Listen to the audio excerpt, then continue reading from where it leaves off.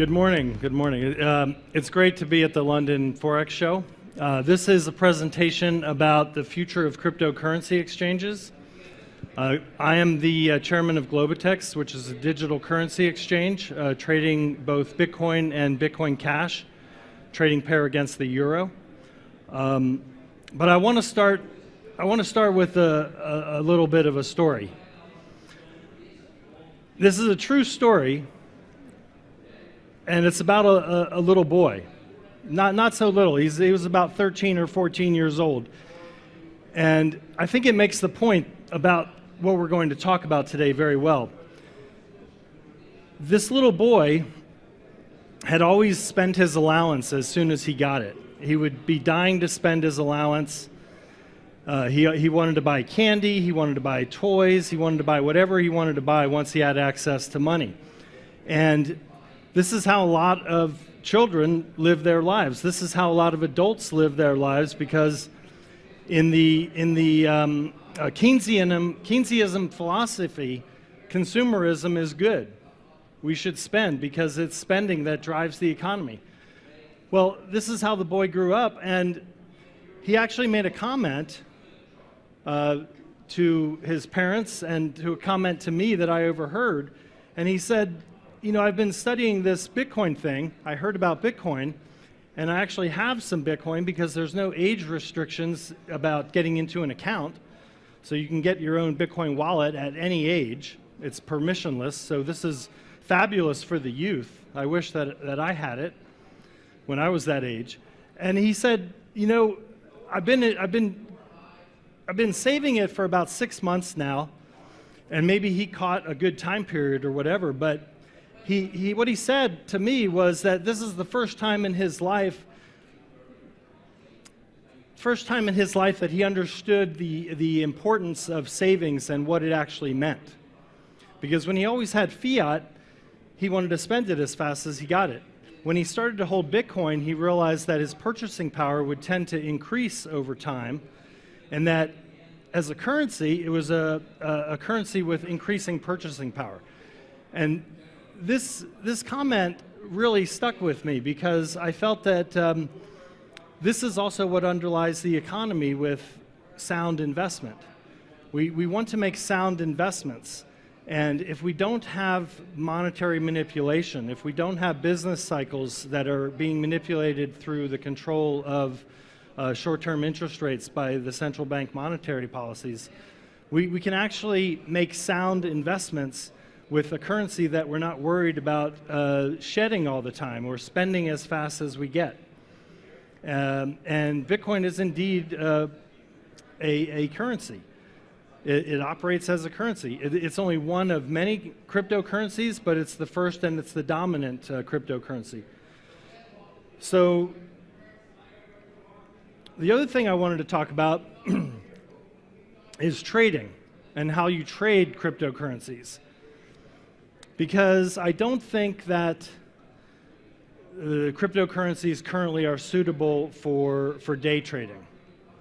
There's a lot of people in this seminar that you'll hear from in their presentations, and they'll talk about day trading strategies for cryptocurrencies. I'm going to focus first and primarily on Bitcoin, and I come from a trading background myself. I think that what you notice with Bitcoin in particular is that, number one, as a trader, you don't need margin. It's nice if you can have margin, but there's enough volatility and action as a trading instrument that you don't need extra margin. It's probably unsafe to have extra margin at this point. The other thing that I would say as a trader is that Bitcoin currently in 2018 should primarily be thought of as a medium to long-term investment. In other words, just like the boy who was looking towards saving, you can do better as a trader if you're looking on a long-term trading horizon. Now, if you're here for day trading, there's so many other instruments that are available for day trading. And by day trading, I mean not just an hour, but maybe taking some overnight risk. So you're a 1 to 2 day position trader. If that's your trading philosophy or your trading style, and you have a system around that, there's a number of reasons that you would want to use the traditional markets. You'd want to use S&P. You'd want to use the bond market. You'd want to use gold or silver or even the Forex market, which is very liquid and tradable. For day traders, what you need are very tight spreads. You need very low commissions. And you need to not have what's known as slippage.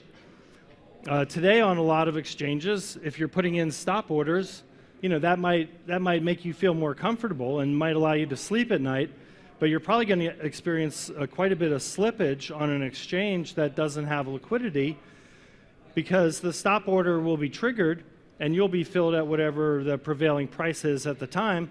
That's a lot different than the markets that have been around for 40 years for the futures and options market. So this is something that needs to change in the cryptocurrency exchange market. It's also some of the things that we're looking at when we're building Globotex as an institutional exchange, because we recognize the importance of the stop loss limits, we recognize the importance of slippage, and we know that those things aren't being fulfilled today in the cryptocurrency exchanges. So where does that leave us? I want to talk about my experience in Forex.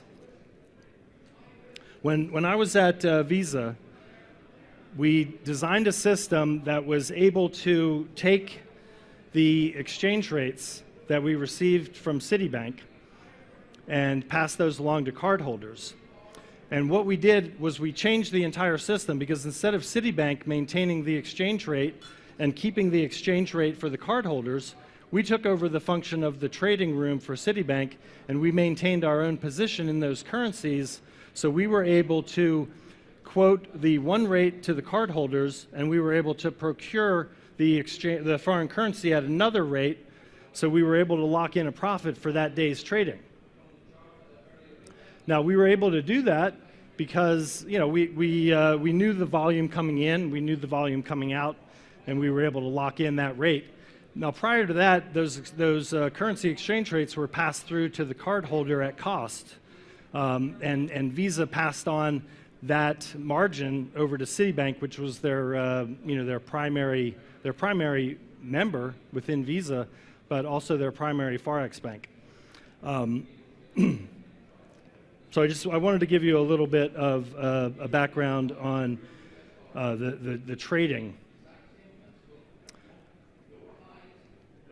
In the cryptocurrency market specifically, though, we're going to start to see the cryptocurrencies behaving a lot like the fiat currencies.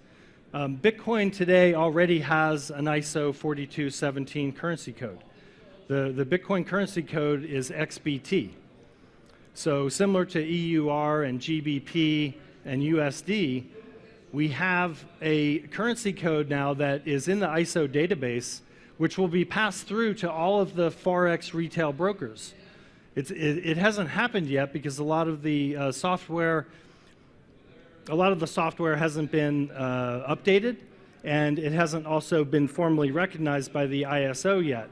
It's a de facto currency code because there really is there's no other currency code that is using XBT, and the major quotation services have adopted XBT as the character code for Bitcoin.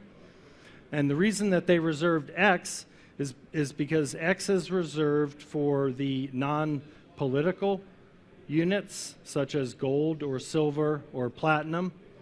Gold is XAU, silver is XAG, and Bitcoin is XBT.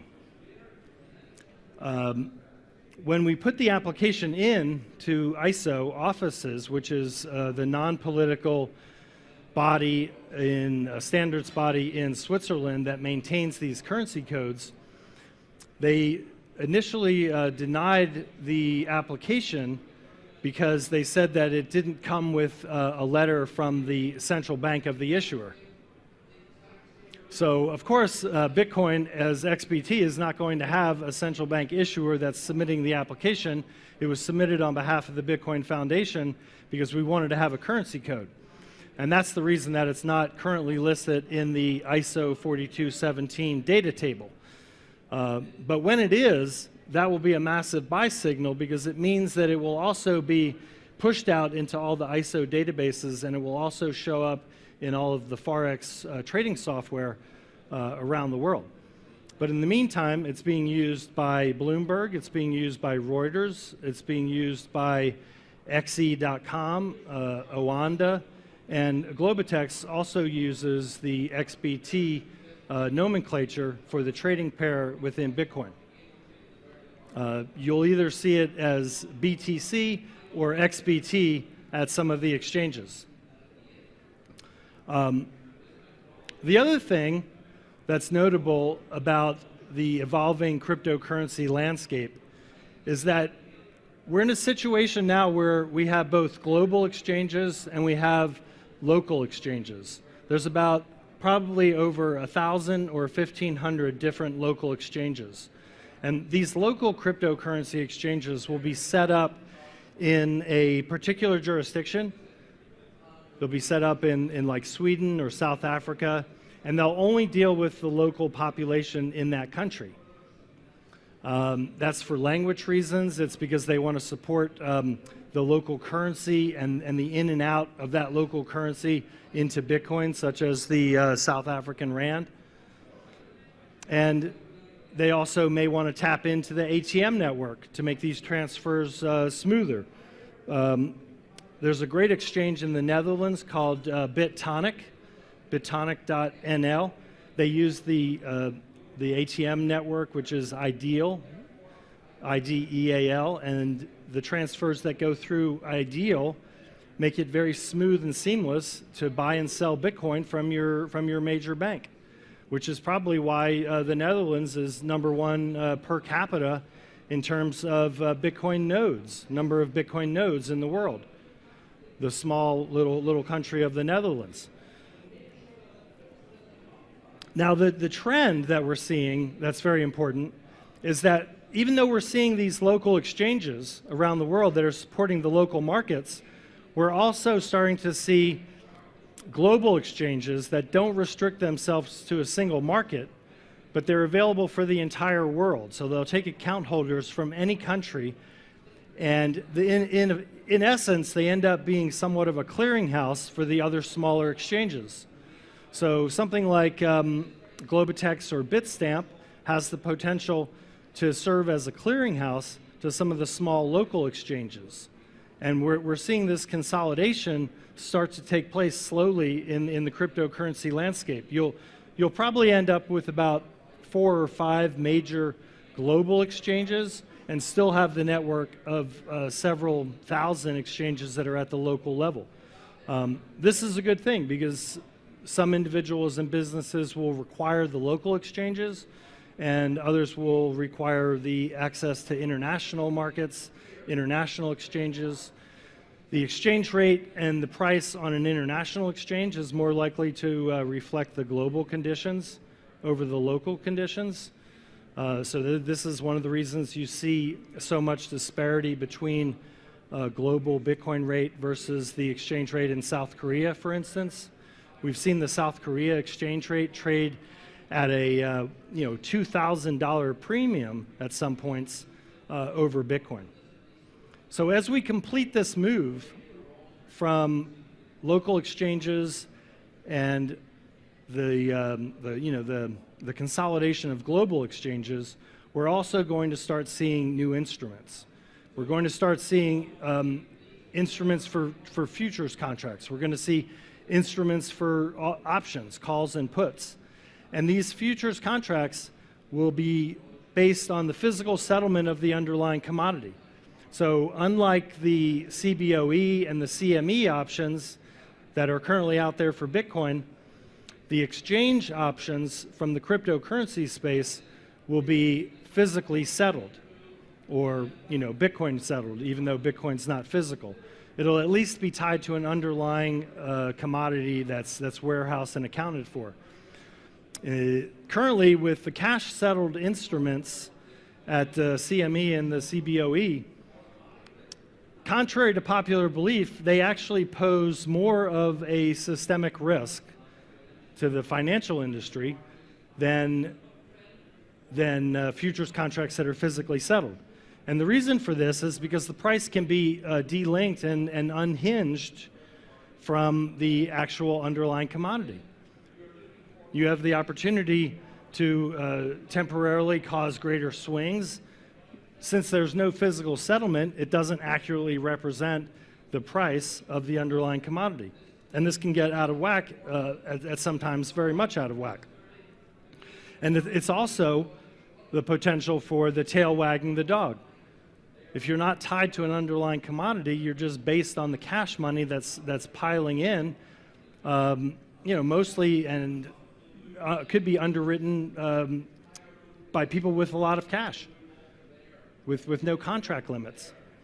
So that's one of the changes. When you have an underlying physical for the futures contracts, you can more easily manage the writing of call options and the writing of put options, because you need to be actually tied to the real market to write call options and to write put options. We'll start having more arbitrage opportunities in the way of calls and puts and forward contracts when we have these futures contracts that are tied to an underlying.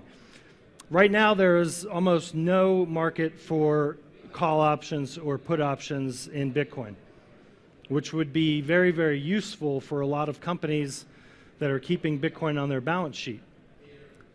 Right now, what they have to do is they either have to liquidate their entire portfolio of cryptocurrencies, or they have to use some of the futures contracts that are on the exchanges that are offering futures contracts today, but those themselves are very illiquid, and you're taking on a lot of counterparty risk when you do that.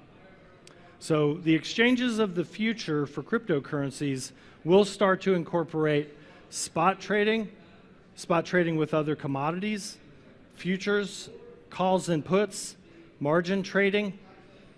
And the Globotex exchange is designed from the ground up to be an institutional class exchange.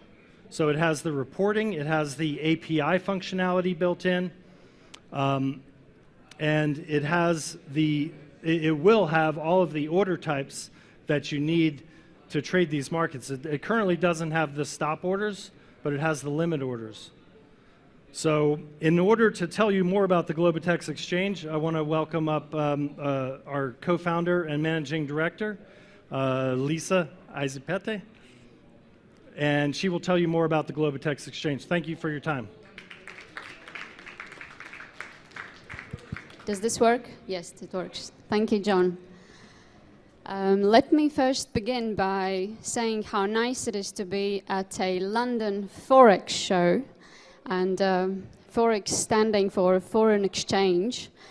Our presentation is obviously on cryptocurrencies, and just to give you an idea how different actually foreign exchange is from cryptocurrencies. So from the very name itself, foreign exchange is something which is not native, not local, not national, you name it. Whereas cryptocurrencies is actually something that completely transcends the borders. So there are no geographic or political borders tied to cryptocurrencies. And namely, it was all started with Bitcoin. So this was just a very nice note I wanted to begin with. Being here at the Forex show is very unique experience for a cryptocurrency exchange. Again, my name is Lisa Aizpete, and I'm the managing director of Globotex. What I'd like to talk to you about today is three things. First, I'd like to tell you more about what Globotex is, what we do, how it came about. Then I'm going to make a case for centralized versus decentralized exchange, which is something very, very popular nowadays. And finally, I'm going to give you an idea of where we're moving, what is the future of Globotex, and that fits very well within what is the future of cryptocurrency exchanges such as us? Well, to begin with, as John already mentioned, we are an institutional grade exchange. We have worked on the product for over 4 years now. Traders ourselves, every single person involved in the project have traders background. We've put all our knowledge and know-how into building this exchange. And one of the important aspects which we always emphasize is to have a regulatory backing. So today we can be proud of a group company regulated EMI license, which has allowed us to become almost like a bank, and that's an unprecedented development in the cryptocurrency business. So just because we have this regulatory backing, the development of adding new cryptocurrencies is going to be rather slow.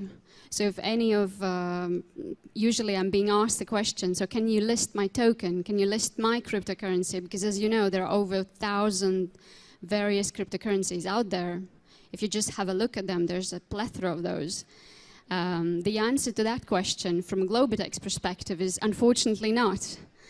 We will be starting with, we have already started last May with Bitcoin. We added Bitcoin Cash, all of both of those against euros, and we will be very slowly adding additional currencies. So next up is Ether, and then most possibly Litecoin. The reason being is because of our regulatory backing, we need to be in line with what the regulator agrees to or disagrees with. Now, why exactly is Globitex different from other exchanges? Well, very simply, and for you as traders, I think this is going to be some of the most important aspects to note. As I mentioned, we already have the trader experience. We are professional traders, and that's the know-how which we put into our own exchange. So first and foremost, we have a fully functional FIX API. So if you're an algo trader, you will appreciate writing into our API and actually getting your trades done with your automated strategies. We have a superior matching engine which can match up to, in fact, over 1 million messages per second. That's an unprecedented metric in the cryptocurrency exchange space. Something also always been missing, and one of the big reasons why we decided to actually build our own exchange is a very simple tool called reporting. As you all know, you probably have several brokerage accounts registered with various providers. Reporting is something so important that it cannot be underestimated. So our exchange actually offers something called the net asset value report, where every single movement of your funds, every single order, every single payment is recorded in the most comprehensive way. Obviously, we are a central counterparty. We actually hold your crypto assets, and we have put a lot of years into building our own proprietary system. We called it layered wallet architecture with multiple protection levels for cryptocurrency custody. And as I already said, we are regulatory backed. We have EMI license in our pockets, which allows us pretty much to be our own bank. So we don't actually need a bank intermediary. A big problem which cryptocurrency exchanges are dealing with today. Once we fully integrate it with our SEPA integration, we will be actually able to issue your own IBAN account. So now to make a point for and against centralized exchanges. So I don't know how many of you perhaps have any experience with decentralized exchanges, but probably quite a few of you have already heard, if you are into crypto at all, that this is the biggest thing out there nowadays. It goes back to the fad, the very popular notion of decentralization itself. And it all started with Bitcoin, really.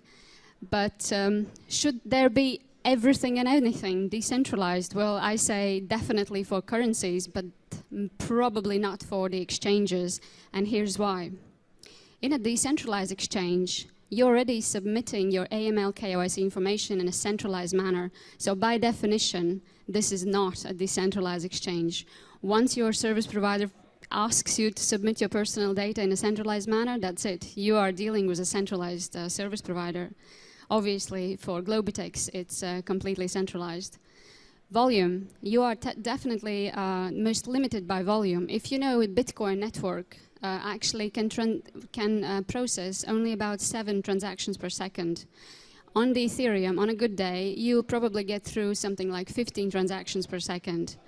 So on a decentralized way, and I truly don't know whether you have any experience with decentralized exchanges, this is your major limitation. So you would never be able to pass over 1 million messages per second on a decentralized exchange. Now, offering is obviously very limited to peer-to-peer transactions, whereas for a centralized exchange, we are able to actually foster the growth of cryptocurrencies, list various products, indeed grow the community, grow the understanding, simply by having that ability to execute fast, reliable and very diverse offering of products. Finally, it is my personal view, but I also hear this from our clients. There is always going to be need for a centrally trusted counterparty. Now, it's either from inability or not wanting to manage your own funds or not knowing how to properly manage your crypto funds, but there's always going to be a demanded central counterparty for your trades, and that's the role of central exchanges such as Globotex. Now, what actually got us all here, and this is a very quick reminder what Bitcoin actually is. For those of you, and I do imagine from the traditional trading sector where our audience is from, I do believe that this reminder could be very useful. So let me just go point by point. What actually is Bitcoin? Bitcoin is a decentralized network for payments available globally 24 hours, 7 days a week. It doesn't sleep like SEPA and SWIFT. It doesn't rest on weekends. It's always on. You can always transact on a cryptocurrency network. Now, it all started with Bitcoin, and what Bitcoin basically is a permissionless consensus-based monetary unit, which is an absolute enabler of our digital age. So nobody asked it to come about, it just came about. There was a protocol written, there were users who started using it, and that was it that was needed. So there is no central governing body which is overlooking or somehow controlling this monetary unit. It is an immutable asset with scarcity of strictly 21 million coins.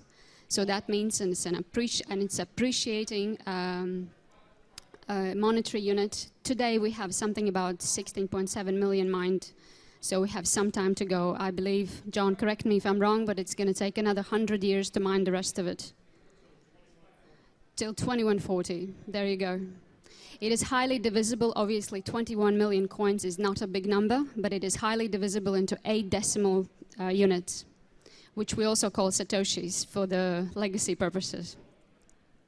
It is irreversible as opposed to chargebacks for card payments, and thus perfectly fungible. So this is a unique property of Bitcoin. It's a unique property of cryptocurrencies which are based on the Bitcoin protocol. It is also traceable, but you can elect it to be traceable. So if you give out your transaction key, you can actually make that transaction to be traceable. If you elect not to, you can stay anonymous. So it's a beautiful currency in that respect. Of course, there are drawbacks. And the prime drawback to the Bitcoin specifically is the community disagreement and how it should actually develop. What has resulted, I'm not going to dive into the details of it, but what has resulted as a result of the disagreements within the community over the past 3-4 years is actually 2 Bitcoins. So nowadays we have Bitcoin Core and Bitcoin Cash. I love them both. I think both are doing great thing. And the survival will most probably be the one who will stick to the original ideas and premises of the Bitcoin. Now, but the most important thing, and I really want to stress this, Bitcoin is a currency. It is undeniably currency. You can trade it as such. You can use it as such. It basically sounds, looks, and behaves like a currency. And in addition, Back in 2015, in October, the Supreme Court of Justice in Luxembourg pronounced it to be exempt from the VAT. And what does it mean? Well, it simply means they pronounced it to be a currency. That's all it is. As for exchanges, now, why do we need exchanges to begin with? Well, there are several arguments for them. I'll just read out all of them because they're very, very important to understand. Enabling new digital assets to be freely exchanged, and this is not only Bitcoin. As I said, there are over 1,000 various tokens and cryptocurrencies. You allow a democratic access to these new assets and actual price discovery mechanism on exchanges. You perform transparent transfer of capital in and out of these assets in a more or less a regulated way. So Globitex has gone through a regulatory process. That's what basically sets us apart. There are other exchanges which are really just token-to-token exchanges, and you can have lots and lots of tokens listed there. It's not the case for Globitex. We've gone actually the hardest route. We've got ourselves an ME license, which will allow us to add more currencies in a very slow pace. But that's the route we chose. So finally, exchanges are important to provide liquidity for trading and hedging. And I'll end this presentation with where the Globitex is heading, and that's one of the key aspects which we're going to tackle as an exchange. So most importantly, exchanges are instrumental for cryptocurrency adoption, and that's just a fact. So what's next for Globitex? Well, we are an absolute fans of cryptocurrencies. We are believers in cryptocurrencies, and we want to see them thrive. We want to see them flourish. And from our experience in finance, economics, and trading, we understand what's needed. What's needed is liquidity. What's needed is attachment to reality. And finally, global trade. This is the ultimate goal for cryptocurrencies to actually thrive. In order to kickstart the next wave of IT and regulatory developments that we have planned for Globitex, we have recently launched and successfully closed our own ICO. So the next step was to issue a GBX token, which represents a trade settlement instrument on Globitex. And the basic premises of our ICO was that the Bitcoin or Bitcoin protocol-based currencies are here to stay. Bitcoin economy scaling or Bitcoin protocol-based currency scaling can be achieved by providing better market access and more diversified trading instruments. Liquidity issue can be solved. It is huge. It's a huge issue, but it can be solved by developing cryptocurrency money markets and by enabling various maturities to be traded across the board, thus finding the equilibrium between the supply and demand. Because if you think about it, any money, just like apples, chairs, and tables, those are things which demand and still comply with the basic rule of economics, which is supply and demand. And for that, for cryptocurrencies to develop that, we need a very good access to these markets. And that's what Globitex is set out to do. So we believe that we can be instrumental in scaling the cryptocurrency economy by listing standardized instruments in money markets, major commodities, and crypto indices. And that's a whole new planet. I'm not going to get into more details on the crypto indices because they simply don't exist yet. But we will make them exist, and we will trade futures on them. And as John already mentioned, all of this will be physically delivered. So if you're trading a Bitcoin futures, your underlying Bitcoin will be physically delivered. Unlike on CBOE or CME futures, where you are cash settled, on our exchange you'll get a physical delivery. So you will get actual Bitcoin in return. If you trade Bitcoin against crude oil, you will be able to have your crude oil delivered to your doorstep or pick it up at a warehouse. So what we're looking at is truly developing magnifying the ability for cryptocurrencies to actually become a unit of account for the rest of the items of reality. Now, in order to do that, we issued our own token, which basically will trade on our exchange very soon. We are still actually doing the allocation, so the token actually hasn't been minted. But we were completely sold out within fewer than 24 hours. So it has been such a success. We've convinced our community in such a short time that what we're doing is actually worthwhile, absolute worthwhile doing. We were planning to run our ICO for 6 weeks, but instead we didn't even run it for 1 day. So if any one of you are contributors, investors, just like to thank you personally again. In order to give you a rundown on what was the underlying idea behind the ICO that we ran and how we see the future going forward for Globitex, I'm going to run you this movie, which is going to take two minutes of your time, and I'm pretty sure you'll enjoy a lot. Try taking gold across a border. Try buying 10 tons of coffee with your credit card. Try sending $500,000 to a supplier in 10 minutes using online banking. Bitcoin is the unit of account for the digital age, and it's here to stay. Its users send money globally and make purchases with smartphone apps at over 100,000 businesses across the globe. Its holders invest in the scarcity of 21 million coins. Sit back, beat inflation, and watch it grow. Even so, when compared to global trade volumes, let's face it, Bitcoin is still on the runway. At Globitex, we're thinking bigger. We see a future where Bitcoin is the preferred medium of exchange for everything. Why not cheaply settle international trades with Bitcoin? Swap precious metals and commodities in seconds. Enable farmers to sell consumables like coffee in Bitcoin. What about manufacturing companies, metal miners, oil refineries, and more? For Bitcoin to truly take off and drive global commerce, it needs an industrial scale exchange for a new kind of Bitcoiner, the Bitcoin trader. The Globitex exchange is scaling into a global spot and derivatives trading venue based on open order books with a choice of currency pairs and standardized listings for commodities and money markets, all traded in Bitcoin. Are you ready to really trade Bitcoin? Globitex is issuing the GBX utility token for settling trades on the exchange and for promoting future success. First come, first served. Are you a Bitcoin trader yet? Get in and participate in the creation of a global spot and derivatives Bitcoin exchange.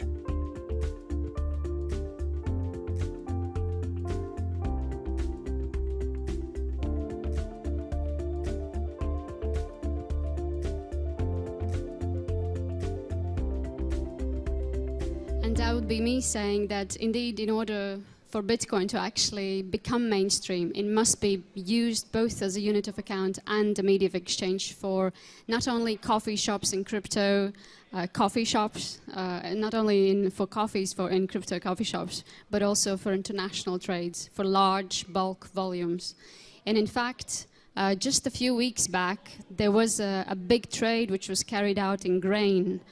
John, remind me, it was Turkey and Belarus? It was wheat. Yeah, it was either Russia or Belarus, and it was a shipment to Turkey for wheat. So indeed, what we're looking at, Globitex is really not that far off with the ideas for future. It actually is already happening. It is happening on a spot market. And what Globitex intends to do is to develop derivatives market for those traders, for those international trades in order to hedge their positions. So truly, this is your future of exchanges, not just future of cryptocurrency exchanges. Linking digital currency to global trade, that's the mission for Globitex team. These are our contact details. Feel free to contact us personally. John here, myself, and join our exchange as traders, because it is actually a working exchange. We'll repeat, you can trade 2 currencies against euros today. Soon enough, you will be able to trade also Ether, Litecoin, And with time, we will also add major currencies such as US dollar, GBP, Swiss francs, you name it. Thank you.